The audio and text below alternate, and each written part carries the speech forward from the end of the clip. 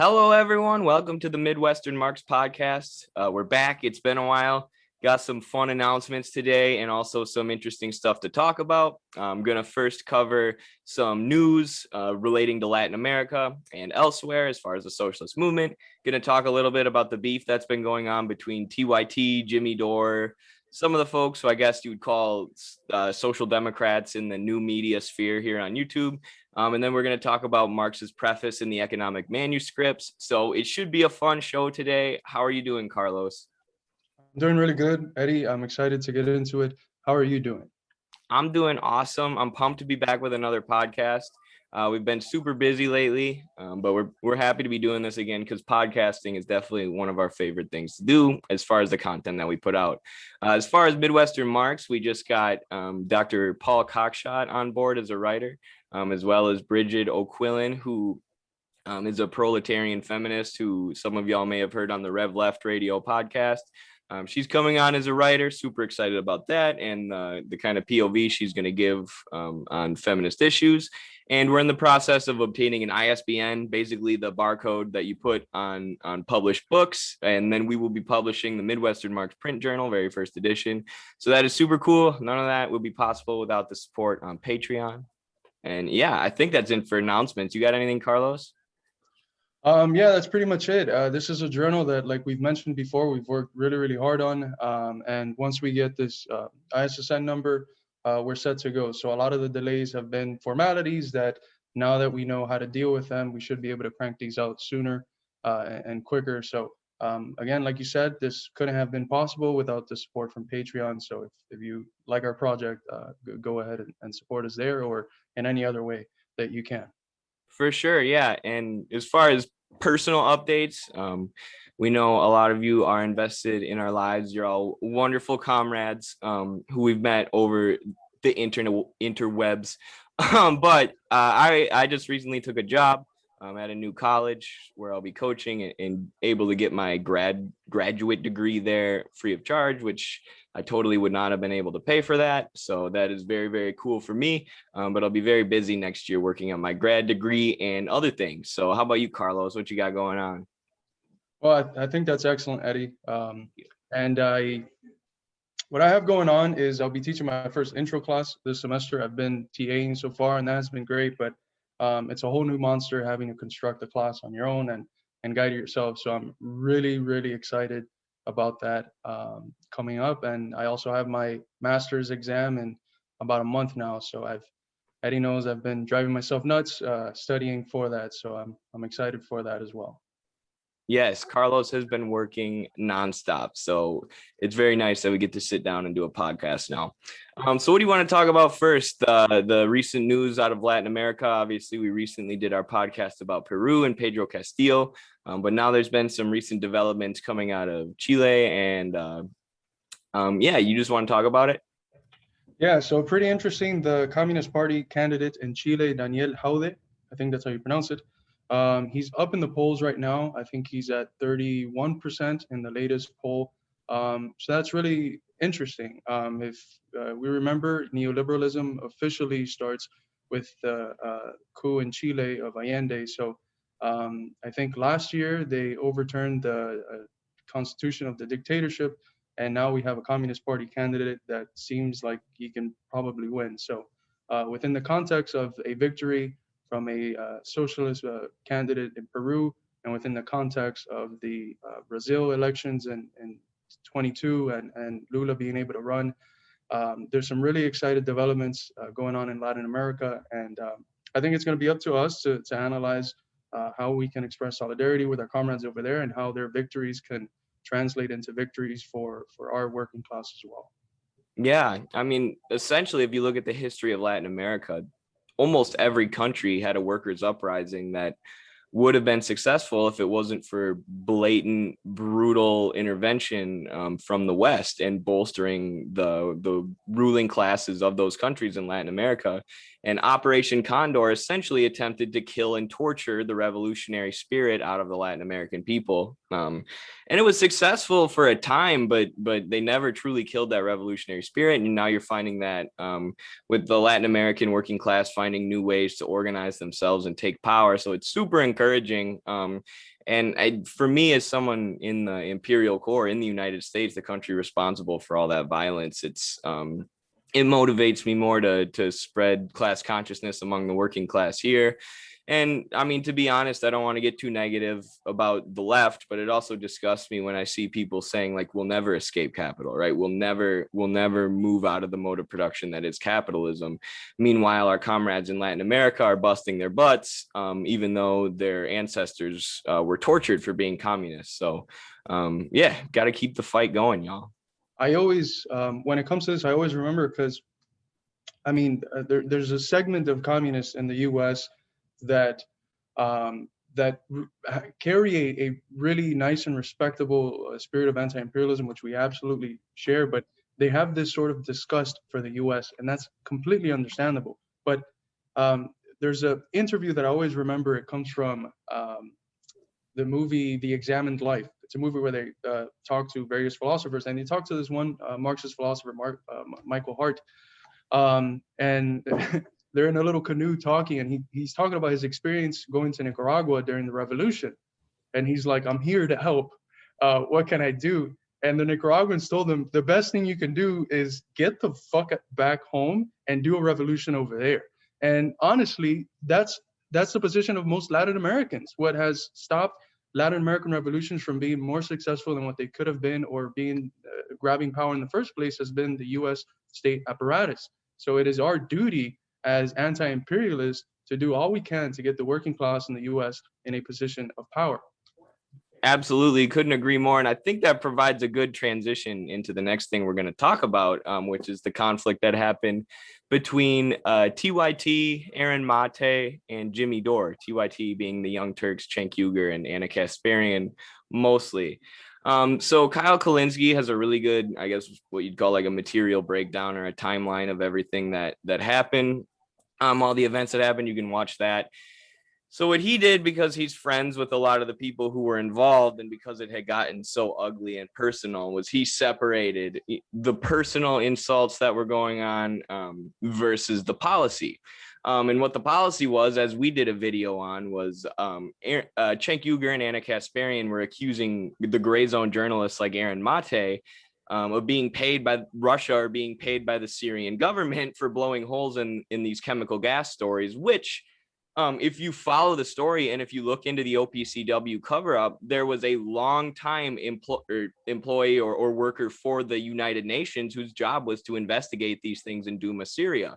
And multiple senior investigators who had worked for the UN for years came out and said that, no, this was fabricated and there's no evidence that Assad was using chemical gas on his people.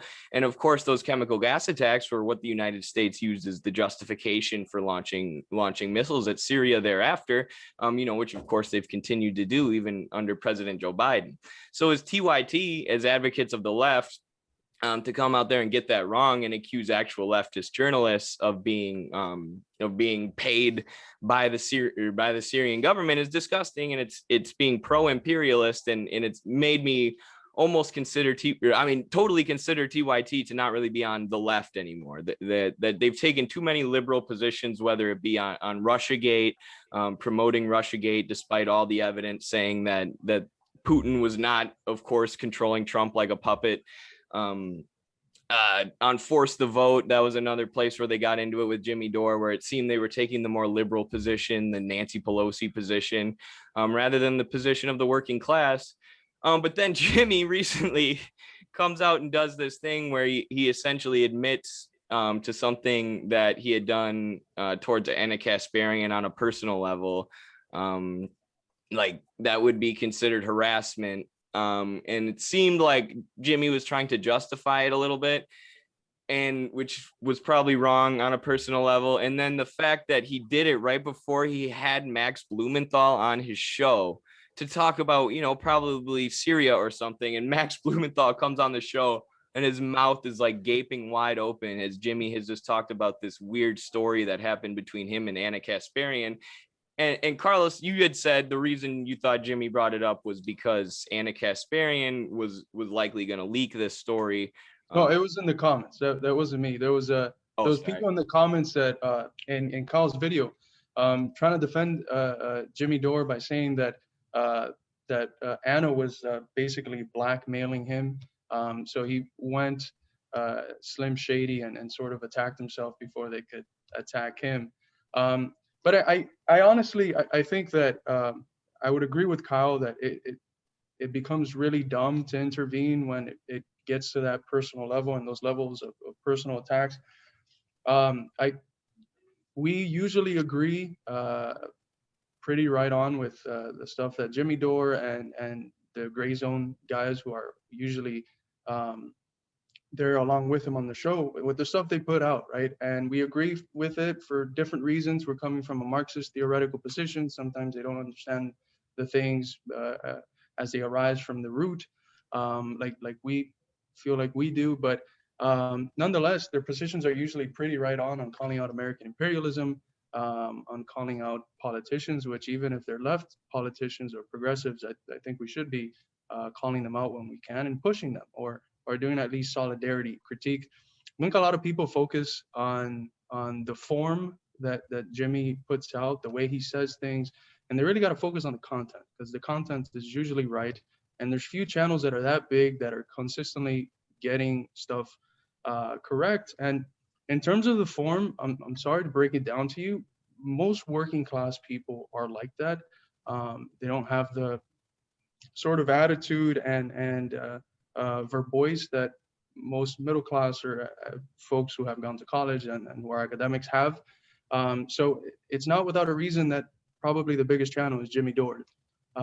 So I don't know. Yeah, in looking at it going forward, I mean, like you said, the personal stuff, we don't really know Jimmy Dore. I feel like that's between him and his female friends and female coworkers to work out on a personal level. But looking at it as in from a collective level and from a working class standpoint in the movement for socialism, when these channels, these very, very large YouTube channels who don't necessarily have a structural base to their thinking, who aren't seeing, capital at the root, and the sort of the systematic understanding that Marx gives us of capitalism, it becomes much more difficult to get these major issues right. And when you have TYT, who's a much more corporate outlet, consistently getting the major issues wrong versus Jimmy Dore consistently getting the issues right, we need to look at that. We need to look at who's watching Jimmy Dore. Are these working class people, and of course, be critical of him, and the people close to him need to be critical of him. But as far as who's pushing out content that aids imperialism and stuff, it's TYT. And I had written them off as garbage a while ago. I'm sure they do good stuff, but I would only I guess what I'm saying is I would consider working with Jimmy Dore on something or going on his show. But if I was going to work with TYT, it would have to be extremely specified. It would have to be like, we're working specifically on Medicare for all in, a certain area. I wouldn't trust them to work on like a political campaign because I don't trust them to be in support of the working class, whereas Jimmy seems to be. Yeah, well, that's the Marxist position that comes from the practical studies of Marxists from the 20th century, from Lenin to Mao, which is knowing where you're placed in a specific moment in terms of contradictory relations. At times we're going to be in contradictory positions to TYT and to Jimmy Dore and to establishment, not establishment, progressive Democrats, the AOCs and the Democratic Socialists. At other times, we're going to be in positions where they're not the central contradiction that we're facing, where there's other contradictions that are more important, and we're going to be allying with them on those issues. So being a Marxist is being able to analyze concretely the situation that you're in and know who are your friends and who are your enemies in a specific moment, right? So I find myself as an anti-imperialist usually agreeing a lot more with Jimmy Dore, but when it comes to national stuff and politics, which I'm honestly not too involved with, TYT is usually, and Jimmy Dore, they're usually on the same boat, with a few exceptions. But at the end of the day, what promotes socialism is being able to work with the working class directly to gain working class respect, and to work on working class consciousness, right? Which is not just having people realize that they're workers and their boss is screwing them over. That's pretty simplistic. I think most workers realize that, but realizing the power that they have as a class and the historical role that they have as a class. And that's something that to do, you need to have a foundation in dialectical materialism. Yeah. For sure. Yeah, I think we've probably taken that analysis as far as we can, as far as the Marxist position on the beef between TYT and Aaron Mate and Jimmy Dore. Eddie, it's also important, I think that we touched the recent vote concerning the blockade of the U.S. on Cuba. The U.S. has had a 60-year-long, a little bit more, 60-year-long blockade on Cuba, and it's wrong at a legal level. It's wrong at a moral level. It's honestly despicable. But consistently, what we see is that the world votes against it, and two nations vote in favor of it. Usually, it's the U.S. and Israel. That's what it was this time around. That's what it was last time around as well, which I think was 2019 or 2020 vote. So that's despicable. What we've seen from the Joe Biden administration is more of the Trump phenomenon when it comes to the relationships with Cuba, which is sad because one of the very few good things that Obama did was make the relationships with Cuba a little bit more flexible. For example, in doing so, in 2015, Cuba was able to have the highest GDP in Latin America. They achieved a growth of almost 4.5%, and this is information from the World Bank. And as we know in socialism, when this growth takes place, it takes place in all aspects of society. So even though the GDP is a bullshit measure to some extent, when growth takes place in socialism, it happens in all spheres of society. So we saw that flexibilization, what it did to Cuba, thanks to the flexibilization. I was hoping that Biden was going to continue the Obama policy with that. It doesn't seem like he is. So hopefully he does, but let's see. Yeah, I mean, if you look at it, makes sense from the perspective of the ruling class. If you look at what happened, especially during COVID, so you have Obama loosening up the blockade for the first time, and all of a sudden Cuba's able to flourish as they probably hadn't before. And then you see Trump put it back on, and the liberal ruling class has been pretending Trump's this belligerent dictator who's so much different from any president we've had.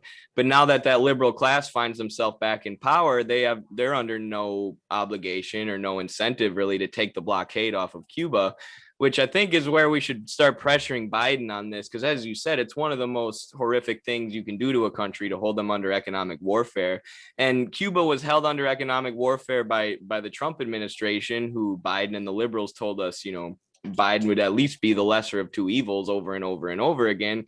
And now Biden's allowed the blockade to continue. But under Trump, they were blockading Cuba during the pandemic, as Cuba was shipping doctors all around the world, as the U.S. was continually sanctioning countries and launching drone strikes around the world during the pandemic. So you see the difference in production between these two countries, and the U.S. now definitely does not want Cuba's GDP to go up. China was the only country who was able to continue to grow during COVID around the whole world. And the US is trying to convince their people that China's evil and they need to be destroyed and that communism could never work. So now all of a sudden you throw Cuba into this mix, this small island country right off of Florida. You have another sort of communist success story. I mean, which it already was, right? Their COVID numbers are a minor fraction of what the U.S. is even relatively to their populations. And Cuba was. Go ahead. It's also important to note that they were shipping doctors all across the world. As soon as the pandemic started, their doctors. There has been a movement to get the Cuban doctors, a Nobel Peace Prize. The brigade was called the Henry Reeve Brigade, which, funny enough, was an American soldier that participated in the Cuban Revolutionary War. So it's honestly despicable. I think at the beginning of the pandemic, Cuba was trying to buy ventilators from one of the Scandinavian countries, and they blocked that. People don't understand how far the blockade extends. It extends to internet connection. It's honestly horrific. I think if I can recommend something, I recommend you watch the series. All right, so I had to look up the name, but the Belly of the Beast Cuba group, they've done fantastic work. They did a series of 3 short documentaries on how the blockade has affected Cuba, specifically during the time of the pandemic. And it's honestly horrific to see. And the fact that Cuba has still been able to carry onward and to practice international solidarity is just an act of absolutely Herculean strength and solidarity. Absolutely. And I think the country you were thinking about with the Scandinavian bank blocking their last, it was the last 10 million of a $120 million payment that they had made for the vaccine. It was actually Venezuela, and I think it was a bank in Denmark or somewhere where they were trying to get the vaccine and the US was blocking them with sanctions. So you're seeing, as we were saying at the beginning of the show, this, you know, movement towards socialism, or in the global South and in the East, and the U.S. is continually trying to hold it down in any way they can with sanctions, which is why I think the Biden administration is going to try and leave sanctions on Cuba, you know, to prevent socialism from flourishing and to prevent people from seeing that you can create a system of production based on people over profit. I mean, that's kind of what the doctors prove. But I think that's probably enough on that for now. You ready to move to the next part of our show here? Well, we have the 100-year anniversary that I think is pretty big too. The Um, CPC. and yeah, what you mentioned about the 10 was it $10 million? That's Yeah. also a thing they did to Venezuela. I mean, but that Oh, they helps did it to you- Cuba too? What they did to Cuba was hold the U.S. stepped in to a sale that they were going to do for ventilators early on. Oh. But that helps you see the geopolitical role that these Scandinavian countries play, and how they aid imperialism always, how they're the benefactors of imperialism.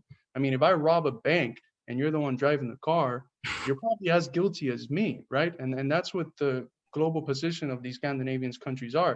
Yeah, they have high rates of happiness or whatever, and they have these cool policies that socialists in the US love. But for God's sake, they're the biggest benefactors of imperialism, because when people point the finger, they just point it to the US, which, okay, they're the main agent, but they should be pointing it to these Scandinavian countries that are benefactors as well. Absolutely. So another big news is that the biggest um, success story, or at least one of the biggest success stories in socialism, uh, China, their 100-year anniversary of the Chinese Communist Party is today, which means that it was yesterday in China. Um, but I mean, this is huge. What do you think about what do you think about the anniversary, Eddie? And did you get to see the video where they did the light show? I What do you did. think The about that? video was so cool. I tweeted out one of the light shows that they were having, and I said, "You are a tanky if you think this is cool, or if you think this is sick." I think because it was really cool, and yeah, it's interesting to think when you know, at least, you know, on a broad level, the history of the party, and you think back to when it was formed in 1921 versus where they've come to now, and they still have that hammer and sickle, right? They still consider themselves communists, and you know, and we consider them to be communists too, to be forging their own path to communism. And the way that's poo-pooed by Western leftists and the bread tubers of the world, it's frustrating, because when you look at the imperialist aggression of the United States, like we've been talking about, and the way they've tried to sanction countries and hold them in poverty, and the way that China has gotten around that to the point where they're now growing much, much faster than the US, and they've still kept their commitment to communism, right? And they know they've allowed petty bourgeois ideology into their country, right? They know they're not withering their state apparatus and becoming a wholly communist society where the commodity form is abolished, but they have a plan to get there. They have a plan to construct it, which is much more than any socialist in the US has done, obviously. And when you see the 100 years of the Communist Party, and you think about the material conditions of China versus other countries that have not gained their independence and gained their independence of resources and are still under the boot of neocolonialism, it's awesome to see, and it makes you proud to be a communist, really, if you think about the movement internationally, and all the solidarity in the world that are hundreds of thousands or even millions, I think, of comrades over there in the Chinese Communist Party. Yeah, 100 million. 100 million. Comrades in the party. It's the biggest party on the planet. It's truly a remarkable story, Eddie. And I think it should make anyone who considers himself a communist or a socialist hopeful for the 21st century, because it is going to be a scary century. The effects of climate change are going to come here. They're already here, but they're going to keep intensifying. So we need a socialist economy that prioritizes the working class, that's governed by the working class, and that has the incentive to deal with a type of growth that's centered around human beings, and that does so in a harmonious relationship with nature. Because if not, I mean, what are we going to do? Go to different planets and live there? No. So That's literally what the capitalists say. We'll yeah, colonize Mars. How about we take care of this planet? exactly. And the last thing I wanted to mention in terms of news updates is that Midwestern Marx turns 1 month, not 1 month. Midwestern Marx turns 1 year old in 1 month. So it has truly been a pleasure to develop this project with you and with the 40 some other comrades that we have in the project. And it's been beautiful to see it grow. For the last 6 months, we've been basically averaging well over 100,000 unique viewers on our website every month. So it's honestly been fantastic what we've been able to do, and I'm very hopeful for the future of Midwestern Marx and the role we can play in the developing of class consciousness in the U.S. Yeah, I'm excited too. It's fun to take a moment like this to reflect because, we've just been taking it day by day since we graduated in the middle of a pandemic, and it's unbelievable really to us how it's grown kind of. So that's what we're just going to continue to do, keep working on it and keep our goal the same. Our goal is to be connected to the working class and to spread class consciousness and educate people about socialism. So yeah. Yeah, and I think that's the last update. I guess besides that, we have the journal. Finally, it's going to be printed in July. So look out for that. And that's it. Without further ado, if you want to get cracking on the reading today, I don't know if you want me to contextualize it a little bit before we start. Yeah, I think that's a great idea. So what we have, what we're going to be doing today is checking out a page and a half. It's actually one paragraph, a long paragraph, from the preface to Marx's contribution to the critique of political economy. I call this text the dress rehearsal for Capital. Capital is published in 1867. This text is published at the beginning of 1859. It's a text that Marx has spent 15 or so years at the British Museum in London studying economics to build. The text itself is basically the first three chapters of Capital. But it's a very important text, and in this preface, which is the most famous and has been used as a pedagogical text all throughout the 20th century. In these two paragraphs that we're going to talk about, he reflects deeply on the advancements that him and Engels have been able to make over the last 2 decades or so. Yes, and I want to point out before we start, the point that we're starting from, right before Mark says that, he says, after talking about how he was working at a newspaper before, and now he gets the chance to go study economics because he realizes that production is mostly what moves society, as we're going to talk about that here in a sec. But he says, I eagerly grasped the opportunity to withdraw from the public stage to my study. And I definitely relate to that. I often wish I could delete my TikTok account forever and just read Marx. But and I'm sure you relate to that feeling. But Marx would hate us if that's what we did. But he would. Like, that's why I wrote all this. Yeah, exactly. So we're going to be starting 3 paragraphs in for those who might want to follow. So I don't know if you want to start reading, Eddie, or if you want me to kick it off with the reading. You can kick it off. All right. So he says, the first work which I undertook to dispel the doubts assailing me was a critical re-examination of the Hegelian philosophy of law. The introduction to this work being published in the Deutsche Franz, it's the German newspaper.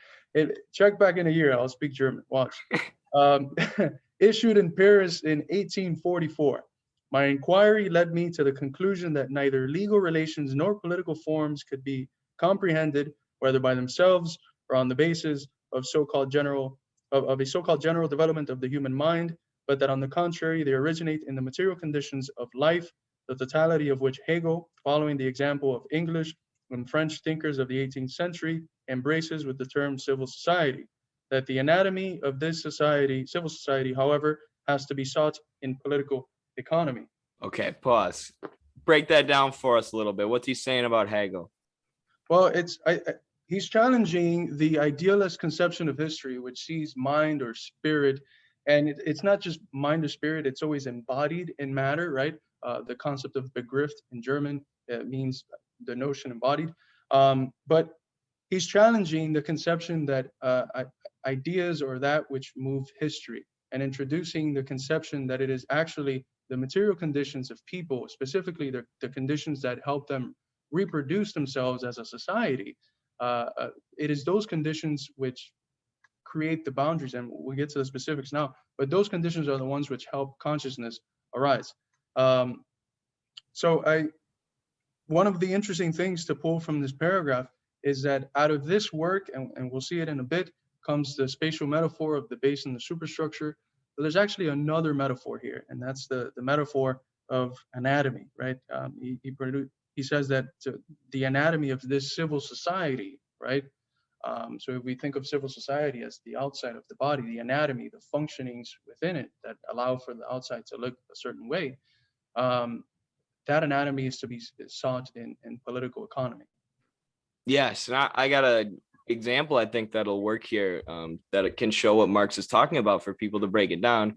Recently, I've been in this debate with a lot of centrists and liberals about the bombs that were dropped on Hiroshima and Nagasaki at the end of World War II. So if you look at all the relevant information, all the US generals, including Dwight Eisenhower, were telling us that Japan was in the process of surrendering. They didn't want to fight the war anymore. They were a spent force, and there was no reason to drop 2 atomic weapons on Japan. However, the Soviet Union was very powerful. They had lost a lot of people in the war and a lot of infrastructure in the war, but the US saw them as a threat, obviously being communists. And so to kick off the Cold War, they dropped 2 atomic bombs on Hiroshima and Nagasaki as a show of power. There's tons of evidence inside of Japan and from the US intelligence at the time that showed us Japan was going to surrender and that the US had no reason to do this, and that the US wanted to do this as a threat to the Soviet Union, so they could continue expanding capital. Obviously, communism threatens the expansion of capital, so we see the inner mechanisms of what the US is doing. What the US said at the time to justify that is the idealist argument, this argument that Japanese people were just so crazy and so dedicated to this war that they would fight to the last man with bamboo sticks, and therefore we had to drop 2 nukes on them to get them to surrender. Now, if you have a brain cell in your head, you might be thinking, well, Japan did surrender after we dropped nuclear weapons on them. So doesn't that prove that they weren't willing to fight to the last man with a bamboo stick? Well, of course, that's because the idealist conception is wrong, but it's used to lie people or lie the public into believing falling in favor of imperialist aggression, and it's bred into our heads since birth. You're taught to look at history as sort of the great man of history, right? Whoever's the leader of a country at the time drives that country's history. World War II was these battles between great leaders. Of course, that's not how things really work, right? Different countries are working in the interests of capital. And that's what the bombings were, a bombing as a threat to the Soviet Union in the interest of capital. And that's what the materialist argument will get you. Whereas the idealist argument that people are repeating to this day will give you a wrong view of how it happened that serves the interests of the capital that created that idea in the first place. Absolutely. It's interesting you mentioned there the great man of history perspective. That comes from a fellow by the name of Thomas Carlyle, which was within the groups that Marx in the manifesto would then go on and call the reactionary socialist. He wrote a book that was actually pretty radical. It was called Past and Present, and Engels did a review of it in 1844, and he's like, the only book worth reading from 1843 is Carlyle's book. But all right, we can continue if you'd like. So I'm going to skip a sentence and go into in the social production of their existence, men inevitably enter into definite relations which are independent of their will, namely relations of production appropriate to a given stage in the development of their material forces of production. The totality of these relations of productions constitutes the economic structure of society, the real foundation on which arises a legal and political superstructure, and to which correspond definite forms of social consciousness. You want me to stop there? Yeah.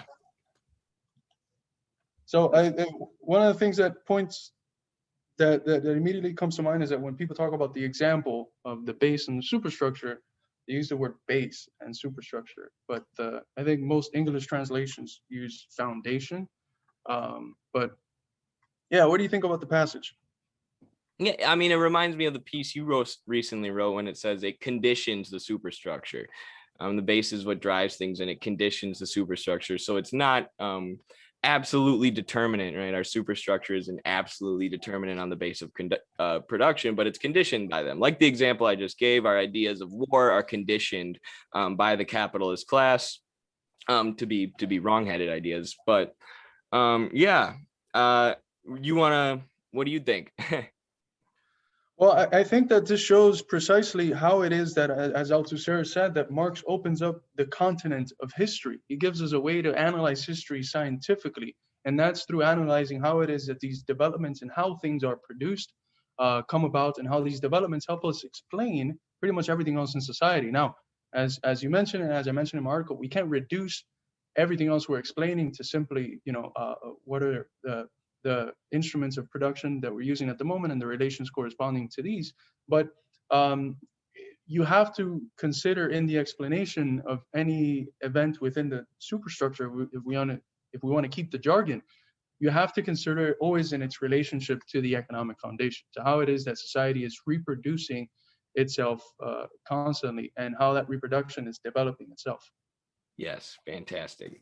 So the following passage says, the mode of production of material life conditions the general process of social, political, and intellectual life. It is not the consciousness of man that determines their existence, but their social existence that determines their consciousness.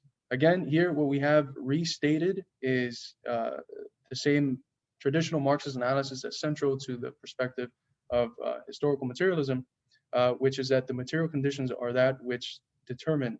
They don't absolutely determine. I didn't develop, but I'm bringing in the concept from free will philosophy of soft determinism. It's a compatibilist approach. It both determines, but within that determination, it has a relative autonomy, relative independence, and it could do sort of what it wants, but within the boundaries of that economic determination. I like when Marx says that the relations of production are independent of of human will, and you workers within that system, and I guess capitalists too, must subordinate their will to the system. So that's something that takes place within your brain that everybody knows. If you work a job that you don't like, you have to subordinate your will to know this is just what I do in order to survive. And those relations and your need to do that is independent of yourself. Those are the relations that you're born into. Yeah, absolutely. And I've received some questions since I published the article, specifically relating to the focus that I make on the distinction between conditions and determines. And for those who are interested, the word in German for conditions is bedingt, and for determines is bestimmt. And they essentially mean what we think what they're traduced to, translated to, not traduced, in English. So bedingt refers to the form of determination, which ought to be considered as the precondition for something, right? So before this superstructure exists, what is presupposed is that there's an economic foundation that has some relationship to it. And then bestimmt, which is the one that's used translated to determines, is the word that states that, well, it's determined in the sense of creating boundaries for the superstructure. So together, what we should analyze this passage as is that the economic foundation both presupposes and sets the boundaries for the legal, political, ideological superstructure.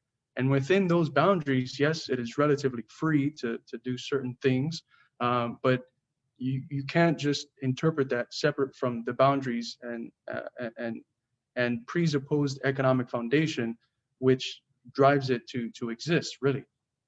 Yeah, and you see different superstructures that emerge within different capitalist countries. Like we were talking about earlier, the Scandinavian countries work differently than, like, say, the US, but our capitalists are willing to collaborate in order to expand their capital via imperialism. So you're still seeing similar relations, even though the superstructures vary. And you're seeing similar superstructures. Superstructures that will team up with the other superstructures created by capitalist relations. Yeah, and it's also another perfect example. An example a lot of people use is Japanese capitalism. Japanese capitalism kept a lot of the honor codes from their feudal society. Now, as far as I've heard, some of that is being torn away, and I think that would probably prove this thesis correctly. That slowly, as it develops, the change ends up happening in the superstructure, right? The appendage. But that's another. The cultural forms which capitalism takes in the different places in which it appears are relatively different, right? And that's because they have their relative autonomy and they come from different material conditions, and um, the foundation itself functions in different ways, right? With each You could country. use the U.S. there too, where the mode of production of slavery has left tons of racism left over in Mhm. our legal systems and our governments and things like that. Absolutely, absolutely. All Um, right, you want to continue? yeah, I think the next passage is important. At a certain stage of development, the material productive forces of society come into conflict with the existing relations of production, or this merely expresses the same thing in legal terms, with the property relations within the framework of which they have operated hitherto, so up to now. From forms of development of the productive forces, these relations turn into their fetters, right? So that's an important point. That's that concept of the relations of productions turn into a fetter. Um, that means an interruption, right? That the capitalist relations of production stifle the development of the economy, right? And we must not misinterpret, like some folks who are great spokesmen for socialism do, and say and think that, well, what socialist relations of production do is allow the systems of production that we have now to flourish even more, so we can make more shit. No, socialism doesn't remove the fetter in the sense of allowing us to make more shit. But it changes fundamentally how it is that things are produced, so that things are produced more efficiently, right? So that we can create more wealth. But it changes the concept of what wealth is. Wealth is not just thought of in terms of things. Wealth is centered around the human being. So it's about creating the society which creates the best conditions for each person as a being in community to develop as best as they can with the specific characteristics that they have. I'm So sorry, if you brother. look at China with their state central plans and their um party run banks and publicly owned grocery stores and things like that, we see they're removing different fetters of production that the United States has, which is what allowed China to be the only country in the world to grow during COVID-19. Obviously, they're the fastest growing country in the world. And by growth, as socialists, we don't just mean, oh, we support China because they've removed the fetters of production and now they're producing more crap. What Vijay Prashad does is he says, look at the level of public work that took place in China during COVID, the amount of people who were donating their time to create masks and things like that. The numbers were astronomically higher in China than they were in the US. So there we see, a change in their superstructure. As I was mentioning with the publicly owned banks, the party members on boards, the profit sharing schemes that are set up, raising their people out of poverty, investing in public infrastructure. These are all things that remove the fetters of production and of capitalism that just allow the working masses to live in misery, that China is looking to ameliorate as they allow certain private investment from the world market that allows them to continue increasing their productive forces. So you essentially have really, really smart people within the 100 million person Chinese Communist Party looking at the global economy and figuring out how, they can transition their mode of production. And one thing that's good to look at is like, what is the level of public work? Is their superstructure changing? When Deng Xiaoping took over for Mao, he said, we know petty bourgeois ideology is going to infiltrate our superstructure, but how do we deal with that? How do we transition out of it? And how do we eventually change the relations of production? So yeah, that's probably enough about China, but I think it serves as a good example of what Marx is talking about here, where capitalism is becoming a fetter on production in the rest of the world, while China seems to be, surging ahead using planning and socialism correctly.